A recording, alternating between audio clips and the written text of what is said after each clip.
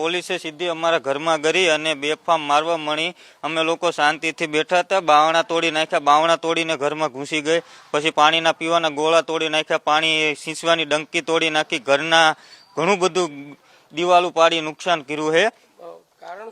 કારણ જે આ બોટાદ જિલ્લામાં કડદા પ્રથા ચાલી રહી છે એને નાબૂદ કરવા માટે એક આયોજન કરાયેલું હતું અને એ આયોજન સંદર્ભે હળદર ગામમાં મહાપંચાયતની મિટિંગ હતી, જેમાં રાજુ કરપડા અને ઘણા બધા લોકો આવેલા હતા। એ લોકોમાં અમુક લોકો ઉશ્કેરાઈ ગયેલા હતા અને ઉશ્કેરાઈ ગયેલા લોકોએ પોલીસ પર પથ્થરમારો કરેલો અને જે કારણથી પોલીસે લાઠીચાર્જ કરેલો અને ગામના હરેક ઘરમાં ગરીને ગામના દરેક લોકોને મારેલા।